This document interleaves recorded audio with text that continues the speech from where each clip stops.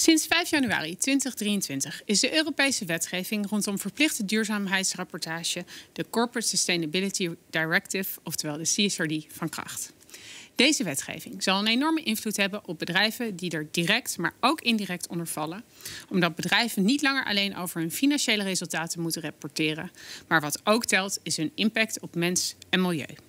En ze zullen hierover moeten rapporteren en daar ook op beoordeeld worden. Zelfs voor de voorlopers betekent dit dat er enorme stappen gezet moeten worden om te voldoen. Maar vooral ook om toe te werken naar het doel van deze wetgeving, namelijk echte impact maken op mens en milieu. Mijn naam is Fleur Meerman en namens de SER, de Raad voor de Jaarverslaggeving en het ministerie van Economische Zaken en Klimaat heet ik je van harte welkom bij dit webinar over dubbele materialiteit. Wat een van de basisconcepten is van deze wetgeving. Dit concept is verder technisch uitgewerkt in de European Sustainability Reporting Standards, ook wel de ESRS genoemd. En wij zullen tijdens dit webinar het concept van dubbele materialiteit uitleggen vanuit de theorie, maar het grootste gedeelte van onze tijd zullen we besteden aan wat dit betekent in de praktijk. Ook zullen we ingaan op de guidance die ontwikkeld wordt om verdere duiding aan dit concept te geven. Want voor veel bedrijven, wat de CSRD vraagt, zal voor veel bedrijven nieuw zijn. Maar voor sommige bedrijven zijn er al langer mee bezig. En ook daar zullen we tijdens dit webinar op ingaan. Alles over de CSRD en de ESRS en voor wie hij geldt, de tijdslijnen, hoe die tot stand gekomen is, hebben we al in een eerder webinar besproken. Alles wat we daar bespraken en nog veel meer kun je terugvinden in het veelgestelde vragendocument. Dit document hebben we ook deze keer weer aangevuld met jullie vragen bij de aanmelding van dit webinar. Dus mocht jouw vraag niet aan de orde zijn gekomen tijdens dit webinar, ga vooral naar het document en kijk of het antwoord erbij staat. Het is denk ik ook goed om te weten dat dit webinar onderdeel is van een bredere reeks. Daar kan je je nog voor aanmelden of je kunt de webinars terugkijken. Bij mij aan tafel 4 experts over dit onderwerp. Zowel vanuit de theorie en de praktijk. En we hopen dat we die mooie mix vandaag over kunnen brengen. Graag stel ik ze aan jullie voor. Simon Braaksma, Senior Director Sustainability bij Philips. Ook nog eens voorzitter van de RJ-werkgroep van duurzaamheidsverslaggeving. En lid van de EFRAG Sustainability Board. Dus zowel vanuit de theorie als de praktijk super nauw betrokken. Ja. Hartstikke fijn dat je er bent. Klopt helemaal. En ik mag ook binnen Philips de CSRD implementeren. Dus ik heb mijn handen redelijk vies gemaakt al aan het onderwerp. Nou, ik ben heel benieuwd. Eva, ik denk dat jij iets vergelijkbaars kan zeggen. Eva Ronner, Director Sustainability bij HEMA. Ook verantwoordelijk voor de implementatie van de CSRD. Ja, ik ben er heel nauw bij betrokken en bedankt voor de uitnodiging, Fleur. Nou, hartstikke leuk dat je erbij bent en heel fijn dat je de kijkers mee kan nemen in jullie ervaringen. Ja, gaan we doen. Maaike Fleur, programmamanager duurzame ontwikkeling bij Flora Holland. Hartstikke fijn dat jij er ook weer bent. Leuk om weer te zijn. Ja, en dat je vanuit de ervaring van de publicatie van jullie eerste jaarverslag vorig jaar ons mee kan nemen in hoe jullie dat concept van dubbele materialiteit hebben toegepast. Ja. En, tips en tricks. Heel goed, gaan we doen. Ja, dankjewel. Gerard van Zanten, last but not least. Voorzitter van de Raad voor de Jaarverslaggeving en assurance partner bij EY Nederland. Ook actief bij EFRAG in de gewone board. Hartstikke fijn dat jij er ook weer bent. En dat jij voor ons eigenlijk de scene kan zetten en het perspectief van de accountant mee kan nemen. Welkom. Fijn om hier weer te zijn. Hartstikke leuk. Nou, laten we meteen van start gaan. En voordat we misschien de diepte ingaan met het thema van dubbele materialiteit, kun jij misschien nog iets zeggen over hoe deze wetgeving past in het bredere landschap van duurzaamheid en rapportage? Zeker. We zien eigenlijk momenteel heel veel nationale en internationale ontwikkelingen die zich richten op het verder verduurzamen van de maatschappij. En eigenlijk als onderdeel van dat grotere geheel richt de CSRD, ESRS er zich op om daarover te rapporteren. En daarmee transparant te zijn over je duurzaamheidsprestaties. En daar richten we ons vandaag ook specifiek op. Om daarmee eigenlijk in te gaan op wat is de impact van de onderneming op milieu, mens en ook op hoe de eigen organisatie daarover is ingericht. Dat wordt vaak ook aangeduid als ESG. De E van environment, de S van social en de G van governance. Dus het is goed om ook dat begrip te kennen. Nou, dan hebben we al ESG gehad, CSRD, ESRS. Ik hoop dat iedereen er nog bij is. Maar mocht dat nou niet zo zijn, kijk dan in de Q&A. Maar ik denk wel dat je dit helder uitlegt. Dus eigenlijk wat je zegt, die ESRS gaat zeker niet alleen over klimaat of de CSRD. Het gaat over dat bredere plaatje. Dus. Ja, precies. Het gaat om mens, milieu en governance. En governance wordt vaak van gezegd, wat bedoel je daarmee? Of wat is daar het Nederlandse begrip? Maar eigenlijk zie je het governance aspect op 2 manieren in de rapportage terugkomen. Want governance is gewoon organisatiestructuur, het gedrag van de onderneming. En enerzijds moet je ook rapporteren op hoe heb je de organisatie ingericht ten aanzien van je duurzaamheidsbeleid en je duurzaamheidsrapportering. Dus wat is de betrokkenheid van de raad van bestuur, commissarissen? Hoe bewaak je de interne controle over de rapportage? Anderzijds zijn er ook specifieke duurzaamheidsthema's die aan governance, dus dat is wat is het zakelijk gedrag, heb je een code of conduct, maar ook wat doe je eraan om bijvoorbeeld fraude en corruptie tegen te gaan. Ja. Oké, nou helder. ESG, die moeten we onthouden. Maar waarom doen we dit eigenlijk? Wat is het doel van deze wetgeving überhaupt? Ja, de Europese Commissie heeft eigenlijk 3 kerndoelstellingen aangegeven. Want op zich is het rapporteren is niet zozeer een doel op zich. Maar men wil eigenlijk 3 dingen mee bereiken. Dat is 1, het verminderen van het systeemrisico in de Europese maatschappij en economie ten aanzien van klimaat, milieu, sociale omstandigheden. Het tweede is dat er beïnvloeden van kapitaalstromen. Heel simpel gezegd, meer investeren in duurzame activiteiten, minder investeren in niet duurzame activiteiten. En de derde doelstelling is eigenlijk dat daarmee ondernemingen, heel belangrijk in de maatschappij, dat die daarmee ook verantwoording afleggen over hun beleid en prestaties op dit gebied. Ja, dus als bedrijven aan de slag gaan met de CSRD en de ESRS, dan is het goed om dat in gedachten te houden. Want het is natuurlijk zoveel en dit is waar je het voor doet uiteindelijk. Absoluut. Ja, nou mooi.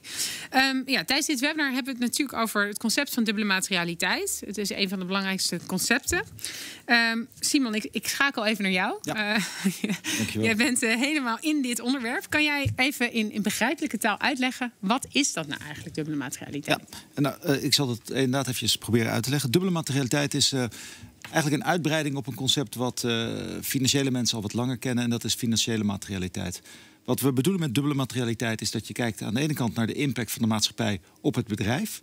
Maar aan de andere kant ook de impact die het bedrijf heeft op de maatschappij, op mensen en milieu. En dat is eigenlijk nieuw. En misschien vragen mensen zich ook af, waarom moeten we dit in godsnaam doen?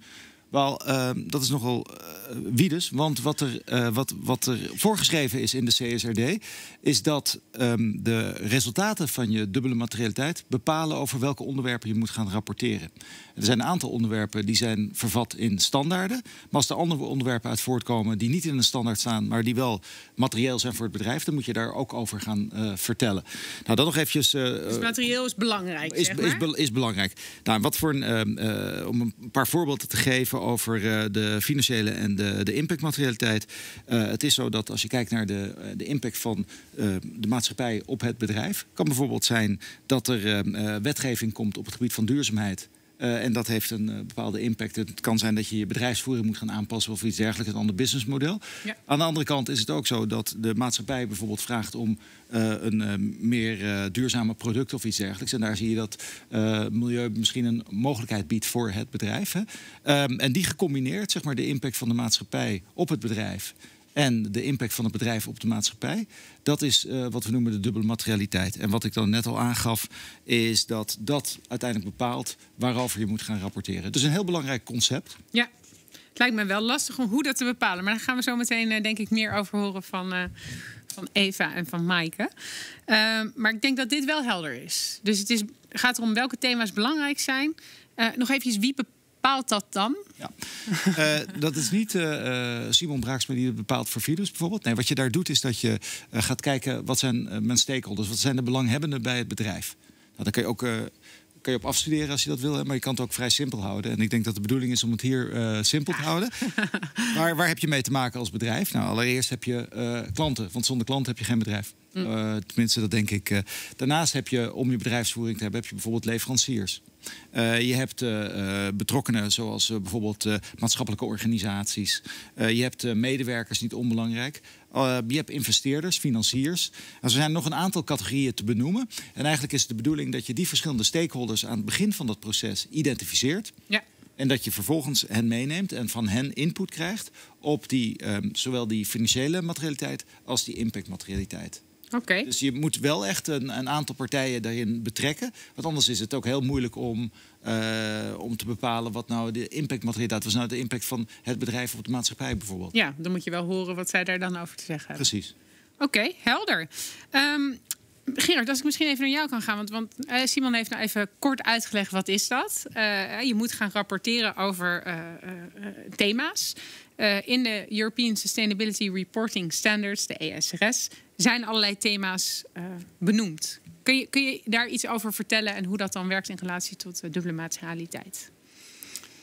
Dus ja, iets over de structuur die daarmee samenhangt. Nee, precies. Kijk, het mooie van de ESRS is dat als je daaraan voldoet, dan voldoe je dus ook aan een CCD. Dus eigenlijk is de ESRS in de basis een nadere uitwerking van waaraan je moet voldoen. En die hebben eigenlijk een standaard opzet. En dat zien we hier ook. Enerzijds zijn er nu de algemene standaarden. Dat is de standaarden waar we het nu vandaag over hebben. Die zijn voor alle ondernemingen van toepassing. Ja. En daarna, dat is dus ook nog een tweede set, komen er in de toekomst ook nog sector-specifieke standaarden. Dus die geven specifiekere vereisten voor een bepaalde sector. Ja. Maar die standaarden zijn nu nog niet beschikbaar. Dus we richten ons ook vandaag gewoon op de algemene standaarden. Ja, dus even voor de kijkers thuis. De eerste set is al definitief, die hebben we. Die tweede set, 1, 2, die is er nog niet, maar die komt wel. Die komt wel, ja. Maar we richten ons vandaag op die eerste set. En hoe die eigenlijk is opgebouwd is dat hij uit 2 standaard componenten de rapportagegebieden. Dus waar moet je over rapporteren? Dat is governance, strategie, bedrijfsmodel, impact, risico en je kansen en je maatstaven en je doelstellingen. Dan hebben we onderwerpen. Maar de kern van vandaag met de dubbele materialiteit is dat je niet al die rapportage-elementen hoeft te doen over alle onderwerpen. Maar dat je door middel van de dubbele materialiteitsanalyse bepaalt over welke van deze onderwerpen en ook welke van de subonderwerpen die daaronder liggen, ga je nu over rapporteren in je duurzaamheidsrapportage. Ja. Ja. Misschien om daar heel even op aan te haken. De reden waarom dit zo opgetuigd is dat de Europese Commissie, maar ik denk dat heel veel mensen graag ook bedrijven willen kunnen vergelijken met elkaar. En als je stel dat Gerard die werkt bij bedrijf X, jij werkt bij een ander bedrijf Y en ik bij een ander bedrijf in dezelfde industrie, dan zullen wij waarschijnlijk dezelfde materiële onderwerpen hebben. En daarmee verhoog je wel de vergelijkbaarheid van de bedrijven. Ja, oké. Dus dat is helder. Maar eigenlijk dus wat je zegt, waarom die dubbele materialiteit belangrijk is en waarom dit plaatje belangrijk is, omdat je die dubbele materialiteit eigenlijk voor alle 3 die blokken toepast. Precies, daarmee bepaal je van wat zijn de onderwerpen waarover ik moet gaan rapporteren. En daar ga je dan vervolgens de diepte op in. Om te voorkomen dat je over allerlei onderwerpen gaat rapporteren die eigenlijk niet echt relevant zijn voor jou als onderneming. Oké, helder. En is het zo dat alle ESRS onderhevig zijn aan dubbele materialiteit? Nee. Er zijn eigenlijk 2 algemene standaarden, ESRS 1 en 2. Die zijn voor alle ondernemingen van toepassing. Misschien is het handig om dat eventjes te ondersteunen met een plaatje welke ESRS'en we hebben. Dus precies. 1 en 2, die bovenin. Dus zoals hier zit 1 en 2 bestrijden de algemene principes. Zoals in ESRS 1, die legt uit hoe pas je dubbele materialiteit toe. Ja. ESRS 2 heeft de algemene toelichtingen. Dus daar beschrijf je hoe jouw dubbele materialiteitsanalyse eruit heeft gezien. En vervolgens heb je dan alle thematische standaarden. En die zijn van toepassing afhankelijk van de uitkomsten van de dubbele materialiteitsanalyse waar we het vandaag over hebben. En die zijn dan weer onderverdeeld in de milieustandaarden, sociale standaarden en de governance standaarden met ook weer een nadere onderverdeling daaronder. Ja, dus dat betekent dat iedereen moet op 2 rapporteren. Maakt niet uit wie je bent, daar moet je wat mee. 1 moet je lezen, anders snap je de rest niet. En voor die andere 10 hangt het ervan af op basis van de input van je stakeholders en de materialiteitsanalyse waar we zo meteen meer over gaan. Precies, en dat is ook de reden waarom we dit als een van de eerste belangrijke, en waar je ook ziet dat iedereen eigenlijk mee begint. Want dit is bepalend voor uiteindelijk waarover je gaat rapporteren. Ja. Misschien ook wel aardig om voor de kijkers die misschien ook de vorige serie webinars hebben gezien. Toen was het nog zo dat er een aantal standaarden die over een onderwerp gaan, dus topical standards, dat die verplicht waren. Dus klimaat en sociaal je eigen medewerkers. Ja. Een aantal disclosure requirements eruit. Na de publieke consultatie heeft de commissie besloten om die eis van tafel af te vegen, zeg maar. En alle standaarden over onderwerpen subject to materiality te maken. Dus daar de materialiteitsanalyse bepaalt of je daarover moet rapporteren. Dus dat is voor sommige bedrijven een verlichting van de rapportageverplichting. Ja, oké. Nou, dat is goed om te weten. Misschien nog even, want we zien nu, we hebben net dat plaatje gezien van die structuur en van die 12 standaarden die we hebben. Het is ook zo dat er binnen elke standaard weer subthema's zijn. Hè? Is het misschien goed om eventjes uit te leggen hoe dat werkt en hoe je dat meeneemt? Zeker. Je ziet dus we beginnen met E, S en G. Daar zijn standaarden, maar binnen zo'n standaard zijn er dan weer subthema's en subthema's om nog wat moeilijker te maken. Maar zoals je hier kan zien, als we gewoon even concreet kijken naar S1, is de standaard over het eigen personeel. Dat is de sociale standaard, hè? Dat is een sociale standaard. Daar staat de S ook voor. Dus op zich is dat ook makkelijk. Ja. Dan is S1 gaat over het eigen personeel. Een van de thema's binnen eigen personeel is arbeidsvoorwaarden. Andere heb je natuurlijk nog weer een aantal andere thema's. Maar binnen dat arbeidsvoorwaarden heb je dan weer een aantal hele specifieke subthema's. Dus denk aan wat je hier ziet: baanzekerheid, werktijden, maar ook veiligheid en gezondheid. En het ene onderwerp kan afhankelijk van de omstandigheden dus belangrijker, materiëler zijn dan het andere onderwerp. En misschien is dat gelijk een bruggetje van wanneer is dan iets materieel? Naar welke aspecten kijk je dan? Ja. En waar je dan eigenlijk mee begint, is dat je gaat kijken van wat is de omvang? Wat is de impact van een bepaald onderwerp? Afgezet tegen van wat is de waarschijnlijkheid dat een bepaalde risico of bepaalde kans zich ook daadwerkelijk gaat voordoen. Ja. En als je dat zeker voor impactmaterialiteit verder uitwerkt, dan wordt er eigenlijk gekeken, die omvang wordt ook wel aangeduid. Wat is de ernst van een bepaald onderwerp? En dan kijk je eigenlijk naar 3 aspecten. Van wat is de schaal van een bepaald risico? Wat is de reikwijdte? Maar wat is ook de onomkeerbaarheid? Dus als je een bepaalde vervuiling hebt, kan je dat nog herstellen? Of is daarmee onherstelbare schade voldaan? Dus om de ernst, en dat is eigenlijk ook de omvang van een bepaalde risico of kans, kijk je dus naar schaal, reikwijdte en onomkeerbaarheid. En daarnaast kijk je dan naar van wat is de eventuele waarschijnlijkheid dat zich iets gaat voordoen. Ja. En door die combinatie voor al die onderwerpen uiteen te zetten, kom je uiteindelijk tot een afweging. Welke onderwerpen zijn nou het meest belangrijk, het meest materieel voor mij? En welke onderwerpen zijn minder belangrijk? Maar daar zullen we zo meteen, hoe je dat in de praktijk doet, verder bij stilstaan. Ja, en die onomkeerbaarheid, dat is natuurlijk wel echt een key. Want als iets onomkeerbaar is, dan zou die meteen bovenaan moeten staan. Ja. Zeker. Maar dit is nog steeds erg veel theorie. Ik stel voor dat we heel snel schakelen naar meer nog de praktijk met voorbeelden. Maar dit is heel fijn dat je dit zo uiteengezet hebt. Want ik denk dat dit een goed kader biedt. Simon, als we bij jullie mogen beginnen. Je werkt bij Philips. Kun je kort iets over Philips zeggen en over dubbele materialiteit, hoe jullie daarmee bezig zijn? Ja. Nou, Philips kennen de meeste mensen wel. De laatste paar jaar leggen wij ons toe vooral op de gezondheidszorg.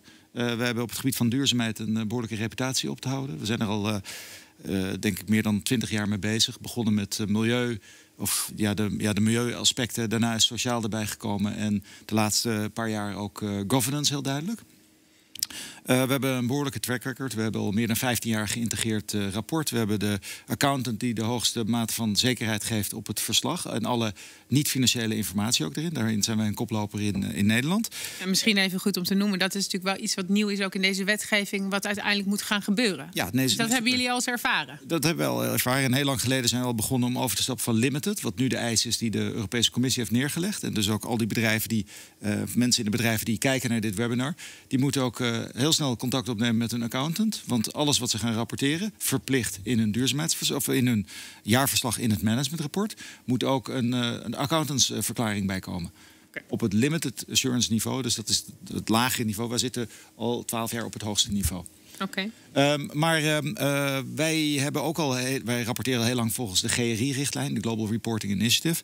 En daar deden wij ook in het verleden een materialiteitsanalyse voor. En wat eigenlijk interessant is, dat als je nu kijkt naar hetgene wat voorgeschreven wordt in de Europese Sustainability Reporting Standard over de dubbele materialiteit, is dat als jij al een GRI-proces hebt, dan is de stap naar dubbele materialiteit is niet zo heel erg groot. Nou, dat wisten wij ook al vorig jaar. En vorig jaar, het jaar 2022, hebben wij al in ons jaarverslag ook onze versie van de dubbele materialiteit opgenomen. Dus als mensen willen zien, wat is dat dan eigenlijk, dan kunnen ze gewoon in ons jaarverslag eventjes kijken.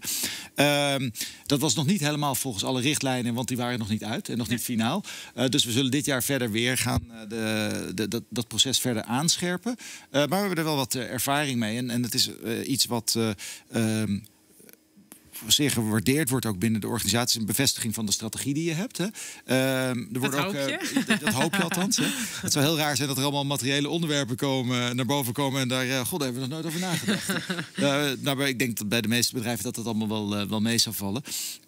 En die uitkomsten daarvan, die sturen dus ook heel erg de disclosures. Hè, datgene wat wij opschrijven in ons jaarverslag, sturen dat aan.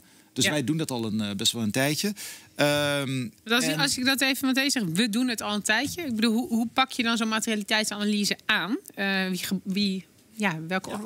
Hoe pak je dat aan?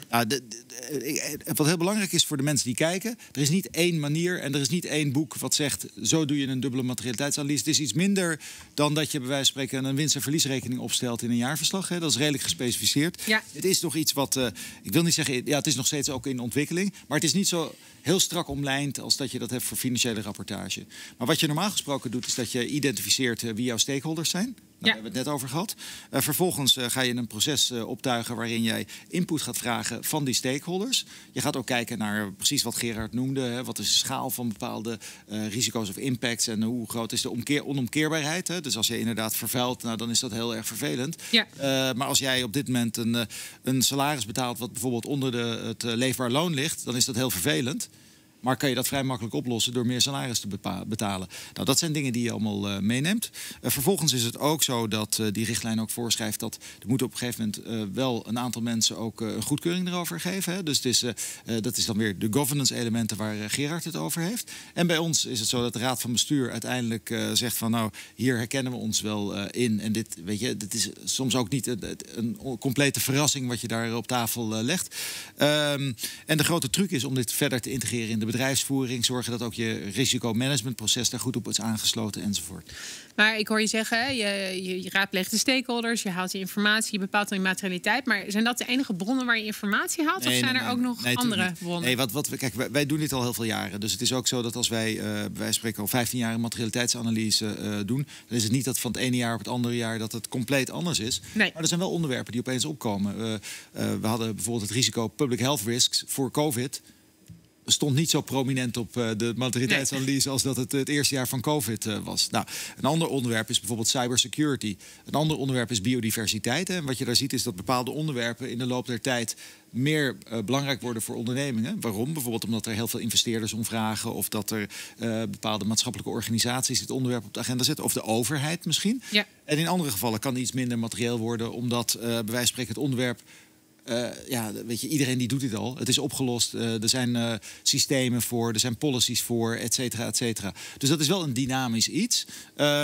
Wat je verder kan doen is natuurlijk kijken naar wat doen concurrenten. Want als Maaike die zit bij Flora Holland en als we daar, ik weet niet zo snel wie de concurrenten zijn in andere landen, maar je kan, die zijn er misschien niet. Maar laten we het voorbeeld van Philips nemen. Dat wij kunnen ook heel goed kijken naar de materialiteitsanalyse van een aantal van onze concurrenten. En het zou heel raar zijn als, weet je, het kan zijn dat je in andere niches zit dan waar Philips in zit. Ja. Maar het zou heel raar zijn als echt grote risico's totaal anders zijn voor die concurrenten. Dat is ook iets waar de accountant straks naar kijkt natuurlijk. Ja. Want als wij bijvoorbeeld denken van nou weet je, daar moeten we het beter niet over hebben.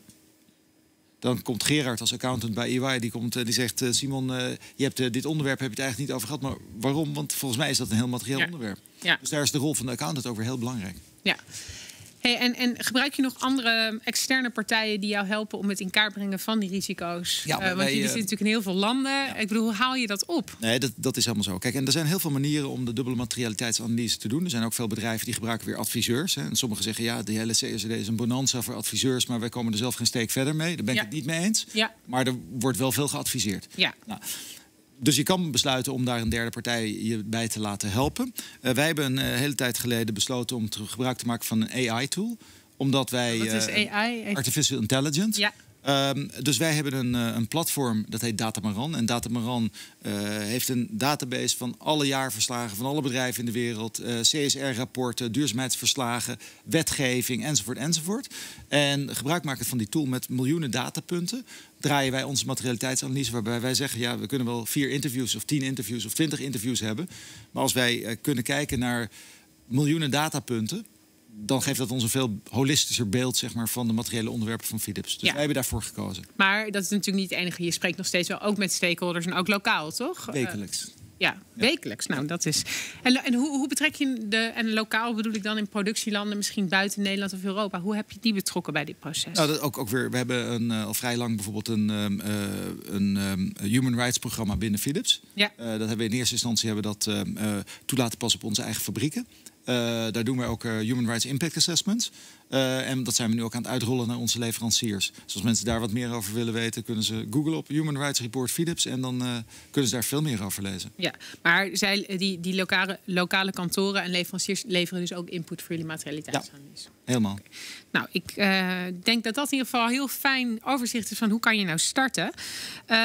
Het klinkt wel nog steeds best een ingewikkeld ingewikkeld. Ik bedoel, het is niet makkelijk, laat ik het zo zeggen. Je moet gewoon de stappen helder hebben hoe je daar gaat komen. Nou, volgens mij beschrijf je die goed. Maar volgens mij is ook nog niet alles helemaal duidelijk hoe dat nou in de praktijk werkt. Kan je iets vertellen wat er nu voor ontwikkeld wordt om verdere duiding te geven? Ik had het net al over die consultatie van de Europese Commissie. Ja. En er zijn ook allemaal bedrijven en belangenorganisaties, waaronder de Raad voor de Jaarverslaggeving, waar Gerard en ik ook in zitten. En jij zelf hebt daar ook een rol. Die hebben ook input gegeven aan de commissie en hebben gezegd, joh, weet je, de grote bedrijven als Philips, DSM, Heineken, die weten allemaal wel hoe ze dit moeten doen. En dat is ook niet de grote bezorgdheid. Maar er moeten in Nederland 3500 bedrijven of meer moeten voldoen aan de eisen. Ja. En 3400 daarvan hebben dit nog nooit gedaan. Nee. Dus wat die moeten hebben is gewoon handvaten, een soort stappenplan hoe je dit kan doen. Dat hebben wij gevraagd aan de commissie. Nou, de commissie zegt dat is een goed idee. En die heeft vervolgens aan EFRA gevraagd, kunnen jullie implementation guidance schrijven? Nou, dat is op dit moment iets wat daar wordt aan gewerkt. Dus een implementation guidance is een document wat verdere ondersteuning biedt hoe je dat dan praktisch aan kan pakken. Uitleg 1, wat is een dubbele materialiteitsanalyse? Als mensen dit webinar hebben gezien, hebben ze die vraag, volgens mij kunnen ze die al beantwoorden, of wij hebben het verkeerd gedaan. Ja. Waarom moet ik dit doen? Dat weten ze ook, omdat het het startpunt is van mijn rapportageproces. Ja. Maar wat is het nou en hoe doe ik het? Ja. Hoe doe ik het? En dat staat ook in die implementation, zeg maar die instructie of een stappenplan wat gepubliceerd gaat worden. Ja. Dus als mensen later dit jaar vindt eerst weer een consultatie plaats en daarna wordt het finale document gepubliceerd. Er zitten ook heel veel vragen in. Dus het kan ook zijn dat je bezig bent. Bijvoorbeeld Eva, die is bezig bij de HEMA en die zit, hoe moet ik nou eigenlijk met joint ventures bijvoorbeeld omgaan? Dat is wel heel ingewikkeld meteen. Maar daar staat ook weer in dat document de vraag, hoe ga je om met joint ventures? Ja, dus dat document moeten we in de gaten houden. Dat komt eraan. Ondertussen hebben wij natuurlijk zelf ook. Dus op de website van CER staat ook een uitgebreid Q&A, een vragenlijst. En daar zou ik ook zeker naar gaan kijken als je gaat voorbereiden op deze dubbele materialiteitsanalyse. En ga ook ten rade bij je accountant. Ja, nou, dat zijn hele concrete en praktische tips. Dank je wel daarvoor. Ja, dank je. Eva. Ja. Als je dit zo beluistert, denk je, dan gaat dat bij ons heel anders. Misschien voordat we die vraag beantwoorden, kan je iets vertellen over HEMA voor diegenen die HEMA niet kennen? Ja, nou ja, de meeste mensen zullen HEMA denk ik wel kennen, inderdaad. Maar misschien toch nog mooi om wat te vertellen over de scope van HEMA. Want dat weten we vaak niet. Hè. We weten een heel uitgebreid assortiment wat we natuurlijk hebben. Zo'n 30.000 artikelen. Dat hebben we in 6 landen dat we dat verkopen. 17.000 medewerkers. Maar omdat we dus zo'n breed assortiment hebben, betekent dat dus ook dat we een enorme uitgebreide keten hebben aan de achterkant, een productieketen. En dat is natuurlijk precies ook iets waar qua ESG, waar je veel te doen hebt en veel verantwoordelijkheid te nemen hebt. En daar zijn we zeker heel goed mee bezig. En wij zijn nog even, want je hebt het over 30.000 artikelen, maar het is food, hardware en textiel. Hè? Ja, dus het zijn ook nog eens 3 totale verzekeringen. Dus het is echt verzekeringen ook. Dus het is echt heel erg breed. Dat maakt het ook heel uitdagend en dus ook heel erg leuk. Maar ja, daar is veel te doen. Ja. Er is zeker veel te doen. We zijn nog niet, zoals jij benoemt, Simon. Wij hebben nog geen geïntegreerd jaarverslag, maar we hebben wel onze dubbele materialiteit afgerond. We waren ook bekend met gewoon de materialiteitsanalyse volgens GRI. Ja. Maar ja, dit is natuurlijk een dubbele. Dus daar komt inderdaad een hele andere... Er komen eigenlijk 2 werelden bij elkaar. Letterlijk en figuurlijk. En dat hebben we net afgerond. Ja, want jij bent oorspronkelijk zit jij op de impactmaterialiteit. Ja. En nu is eigenlijk dat stukje financiële materialiteit... Is daarbij gekomen? Of? Is daarbij gekomen, ja. Nou, we hebben het gedaan eigenlijk met 2 collega's. Dus ik en een collega hebben dat proces geleid. Iemand van de financiële afdeling en dan ik. En dat was juist heel erg mooi. Omdat het is juist volgens mij ook de bedoeling. Hè, dat het niet is, oké, dit is een SEC-rapportage met data wat we op moeten leveren. Er zit een groter verhaal achter. Er zit een doel achter waarom we dit willen doen. Uiteindelijk, dat is een belangrijke discussie ook die wij hebben gehad intern bij HEMA. Wil je nou compliant zijn aan de CSRD? Is dat je doel? Of zeg je nee, ik wil eigenlijk mijn bedrijf duurzaam besturen, toekomstbestendig zijn. En zien we dit dan onder andere als een middel om daar te komen? Ja. Gaat ons dit helpen in plaats van dit is een moedje, weet je? En het is, het is veel lastig. Nou, weet je, het gaat ons helpen. Het gaat ons helpen rijkere keuzes en verantwoordere keuzes te maken. En daarvoor heb je dus ook nodig, denk ik, tenminste zo kijken wij daarnaar, dat het een team is met verschillende disciplines. Omdat de hele organisaties moeten dus op een andere manier gaan kijken. Ja. Dus voor ons was een heel belangrijke subdoelstelling, laat maar zeggen, van die dubbele materialiteit, was ook dat we het bedrijf kennis laten maken met de CSRD. Dus een stukje lerend vermogen. Ja, dus eigenlijk ook een beetje een stukje integratie. Dat je eigenlijk ook jouw expertise en andere expertise samenbrengt. Ja, absoluut. Van het thema. Ja. Absoluut. Dus een van die kerndoelstellingen is dus voor een deel al in werking gezet bij jullie. Ja, nou, en ik denk ook dat het helpt je wel als bedrijf om daar anders naar te kijken. Want we praten natuurlijk als bedrijven onderling veel over. Hè? Hoe doe jij dit nou? Hoe doe jij dat nou? We hebben veel contact met elkaar. Ja. En ik raad ook echt iedereen aan van zie het niet alleen als een droge datarapportage waar straks een accountant voor langskomt. Want dan schrikken mensen vaak ook. Hè? Vooral vanuit de duurzaamheidshoek denken ze, oh ja, maar nee, het gaat gewoon over die impact. En dat is ook waar wetgeving vaak voor bedoeld is. Hè? En dit is het middel daar naartoe. Ja. Dus, Hey, en kan je iets delen over, je hebt dan zo'n nieuw team opgezet, financieel, nu van duurzaamheid. Ja. Zaten jullie meteen op één lijn over hoe je dit aan moest pakken? Of waren er nog uitdagingen waar we misschien van kunnen leren?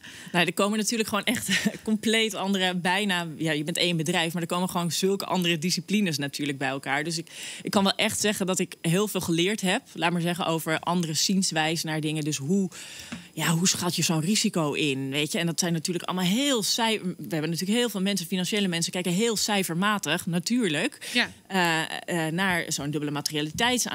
Ja, en wij kijken veel, eigenlijk vanuit duurzaamheid, veel conceptueler. Ja, we zeggen in 2030 moeten we 50% CO2-reductie. Maar ik kan je vandaag de dag nog niet totaal vertellen wat alle reductiestrategieën zijn. En toch gaan we het doen. Ja, maar jongens, weet je, dus dat zijn echt 2 kanten die bij elkaar komen. En dat is ook heel erg mooi. Ja. Dus daar hebben we echt wel veel discussies over gehad. Maar ik denk ook dat hoort ook eigenlijk bij het proces. Ik denk dat dat misschien wel juist ook een van de doelen is, hè, wat erbij hoort. Want eerder hadden we het al over dat beprijzen of kijken van die financiële materialiteit. Wat kost het of wat doe je? Ik bedoel, hoe pak je dat aan? En hoe heb je dan zo'n gesprek over? En kan je een concreet voorbeeld geven van zo'n financieel risico waar jullie het dan over gehad hebben? Ja, eigenlijk we hebben hier veel discussies ook over gehad. Hè. Hoe doe je dat dan? Inderdaad, wat we hebben gedaan is, we hebben natuurlijk een risk and audit afdeling. En we hebben eigenlijk gezegd, hoe stellen jullie nou die thresholds vast? Hè? Dus hoe zeg je nou is een risico? De grenswaardes. Ja, de grenswaardes. Ja, dankjewel. is het nou een laag risico, medium, hoog? Ja, en dat gingen we... Ja, weet je, dit is gewoon learning by doing natuurlijk met z'n allen. Dus dan gingen we daar naar kijken en dan zeiden we... ja, stel je voor dat er nou een staking komt in een fabriek. Sla hem even helemaal plat, er komt een staking in een fabriek. Die niet van jullie is, hè? Ja, dus... Die geen eigendom van jullie is? Die geen eigendom van ons is, maar er worden misschien HEMA-producten gemaakt. Stel je voor dat dat zou gebeuren. Wat zou dan eventueel de financiële impact daarvan kunnen zijn voor HEMA? Nou, en hoe maak je dat dan of dat medium, of dat laag of medium of hoog is? Ja, en dan gaat het niet meer over of je iets een 8 of een 9 geeft, weet je? Dus daar hebben we best wel discussie over gehad. Het gaat eigenlijk over iets conceptuelers. En dus ik denk ook niet het belangrijkste is het een 8 of een 9, maar is het belangrijk genoeg om er iets mee te moeten doen. Ja, en heb je het erover gehad met elkaar? Ja, precies. Dus dit proces, dus wat is nou het doel van het die cijfers geven? Dat is niet het een cijfer geven, maar oké, hoe gaan we het dan aanpakken als bedrijf? Ja. En hoe moeten we daar rekening mee houden in de manier waarop wij werken in die keten? Ja. Ja. Dus hele mooie discussies om dat conceptueel en concreet bij elkaar te brengen. Ja. Nou, mooi. Ik denk dat dat heel waardevol is hoe je dat deelt. Maaike, ik ga even naar jou om gewoon ook even die beginstappen bij jou te kijken. Ook voordat jij de diepte in gaat, misschien even kort iets over Flora Holland. En waar jullie staan waar jullie staan met de dubbele materialiteit. Ja, Royal Flora Holland is een internationale sierteelt marktplaats. Een digitale marktplaats met fysieke hubs, zoals dat dan heet. In Nederland al meer dan 100 jaar bestaan we, opgebouwd uit fusies, verschillende bloemenveilingen, plantenveilingen die steeds meer bij elkaar zijn gevoegd.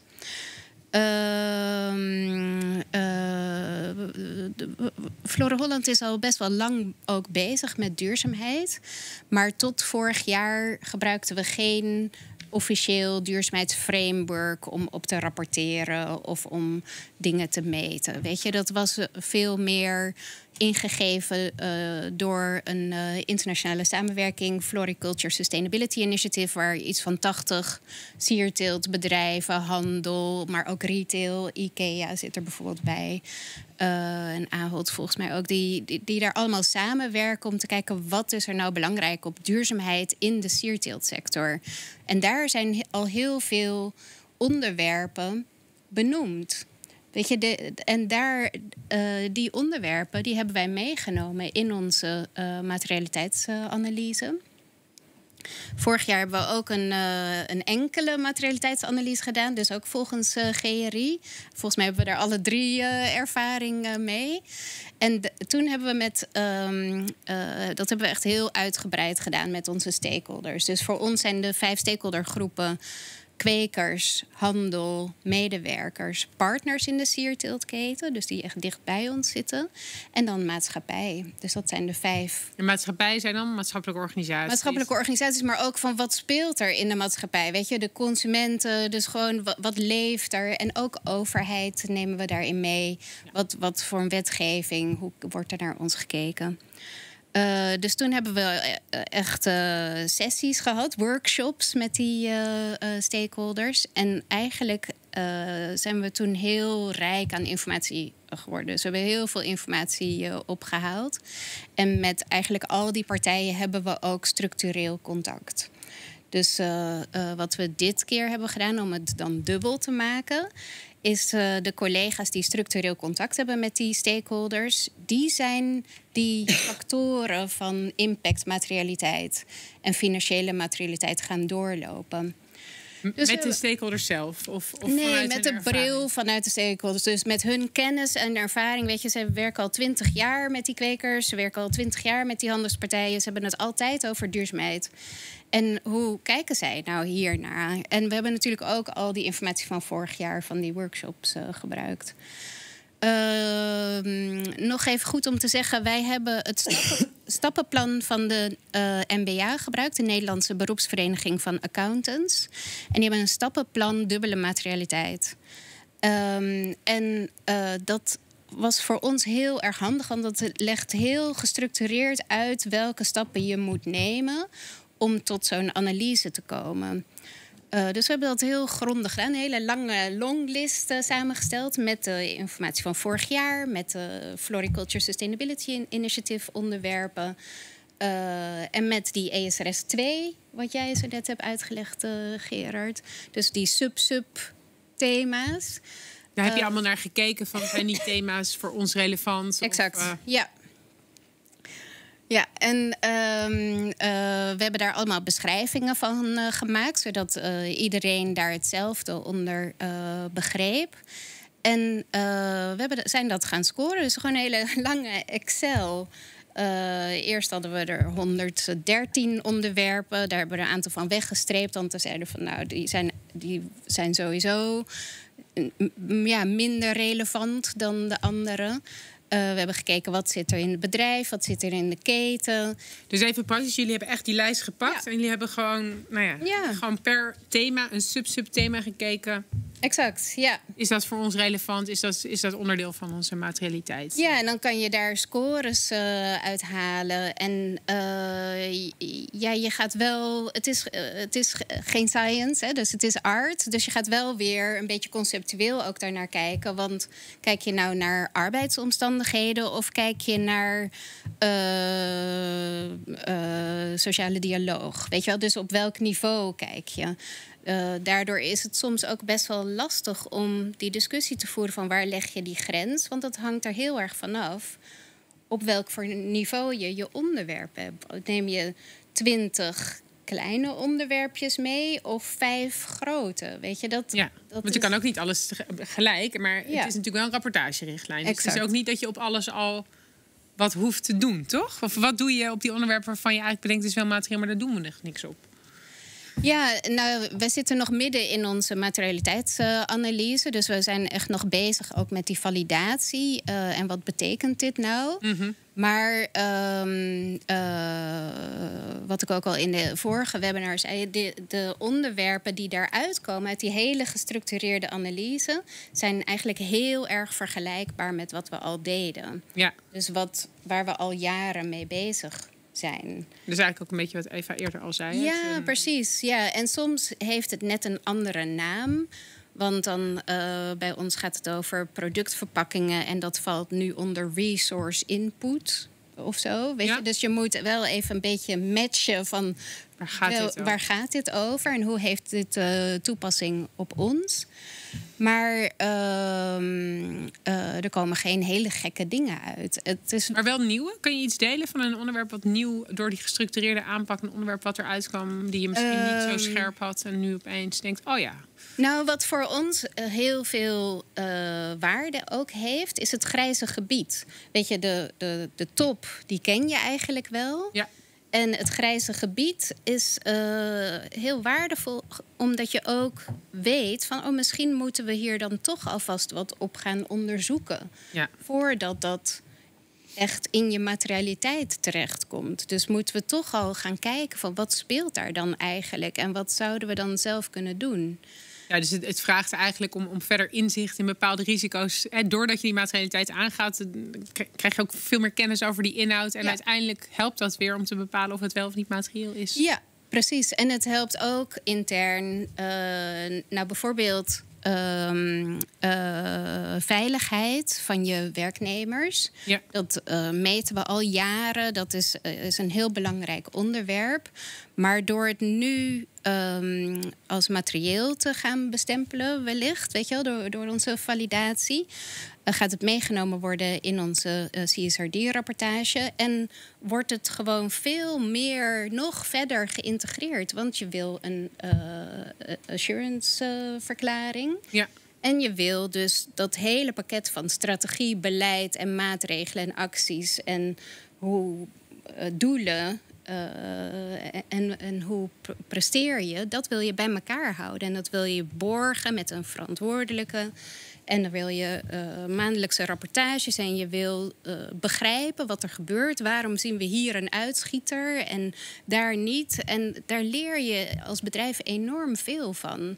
En daarmee worden je werknemers hopelijk ook veiliger. Ja. Weet je, doordat je daar veel gestructureerder naar kijkt. Ja, dus jullie zijn ook al meteen tot actie overgegaan op basis van de inzichten die je hebt voor die verdere integratie. Wat Eva eigenlijk ook al een beetje zei, doordat je dieper erin. Het is misschien wel even goed om inderdaad te benoemen. Kijk, het is natuurlijk heel raar als jij een aantal onderwerpen benoemt of die komen als materieel uit je onderwerp of uit je materialiteitsanalyse. En vervolgens kan je daar weinig over zeggen. Ja. Het is niet zo dat als jij er niks... Er wordt bijvoorbeeld stel dat health and safety is heel belangrijk bij Flora Holland, ook bij Philips. Ja. Dan wordt er ook verwacht dat je daar een policy over hebt, een actieprogramma enzovoort. Precies wat Maaike net vertelt. Het kan ook zo zijn dat jij een materieel onderwerp naar boven komt, waar je, als er gevraagd wordt, heeft u een policy? Het antwoord is nee. Ja. Dan is het feit dat jij nee opschrijft, wil niet zeggen dat je niet in lijn met de CSD rapporteert. Je bent compliant met de CSD. Dus dat is ook. Nee is een antwoord. Hè? Ja. De vraag is alleen, wil je dat en hoe houdbaar is dat? Ja. Nou, en meteen komt natuurlijk naar boven klimaat. Er zijn allerlei bedrijven die roepen dat klimaat heel belangrijk is en we nemen heel veel actie op dat gebied. Maar zometeen door de transparantie die de CSRD en de ESRS E1 over klimaat dan biedt, dan wordt er vervolgens wel gevraagd, heb je een actieplan om naar een 1,5 graden scenario te komen? En als het antwoord nee is, heb je policies? Nee. Heb je doelen? Nee. Ja, dan zak je wel compleet door het ijs. Nou ja, dat is misschien wel... Dat is de transparantie die de commissie heel graag wil hebben. En persoonlijk denk ik dat dat heel goed is. Nou ja, en ik denk dat dat een mooie link is naar Gerard. Want Gerard, hoe gaan jullie daarmee om als accountants? Als inderdaad iemand zegt, dit is mijn doelstelling, maar dat verder niet kunnen onderbouwen. Hoe beoordeel je zo'n materialiteitsanalyse eigenlijk? Nou, ten eerste is dat het beoordelen van die materialiteitsanalyse eigenlijk een hele belangrijke stap in het geven van assurance over de rapportage. Want het is cruciaal, want daarbij gaat het erom dat je de goede onderwerpen selecteert waarover je rapporteert. En dat je dus niet belangrijke onderwerpen mist. Dus high level betekent dat eigenlijk dat wij gaan kijken, heb je die materialiteitsanalyse uitgevoerd en over gerapporteerd conform de voorschriften zoals die door ESRS worden gegeven. Ja. En wat doet de accountant dan concreet?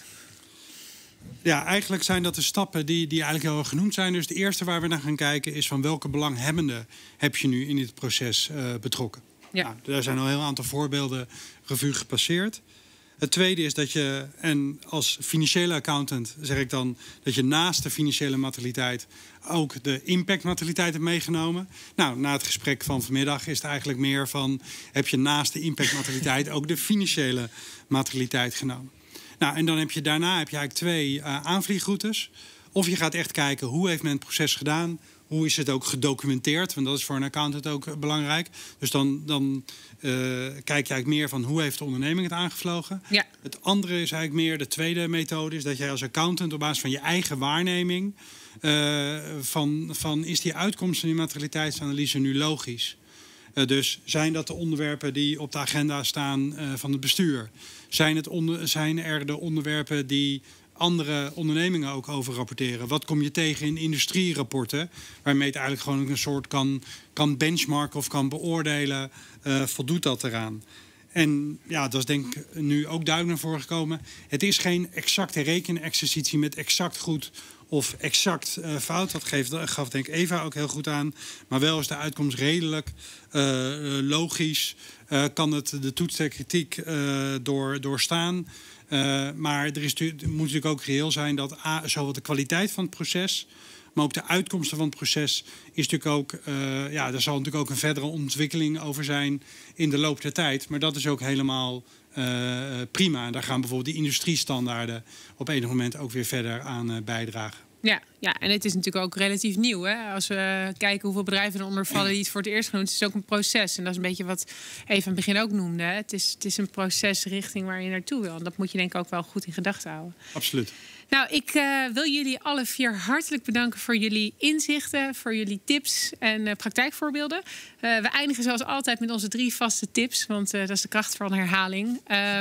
Simon, kunnen we bij jou beginnen? Wat is tip nummer 1 voor iedereen die nu kijkt? Ik denk dat iedereen die het eerste webinar, maar ook het tweede heeft gezien, die moet nu wel tussen de oren hebben dat de materialiteitsanalyse van essentieel belang is. Ja. En daarom zouden we zeggen, begin nu. Ja, het is gewoon gaan. Je ontdekt het as you go. En als je het ingewikkeld vindt, begin dan gewoon met de impactmaterialiteit, want dat is meer dan de helft van het werk. Ja, super. Dankjewel. Eva?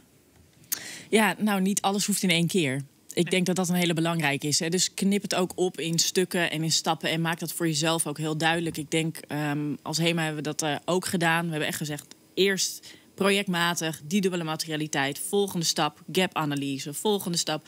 Weet je, dat maakt het overzichtelijk en behapbaar ook voor de organisatie. Super. Laatste. Maaike. Ja, leer van anderen. Kijk naar jaarverslagen van vergelijkbare bedrijven. Wat daar al in staat. Dus je leert daar enorm veel van. En ook van de duurzaamheidsinitiatieven die in jouw sector aan de hand zijn. Van convenanten. Er is gewoon heel veel informatie. En ja, maak daar gebruik van. Ja. Nou, super. Ik wil jullie bedanken. Ik wil jullie kijkers thuis bedanken voor jullie aandacht.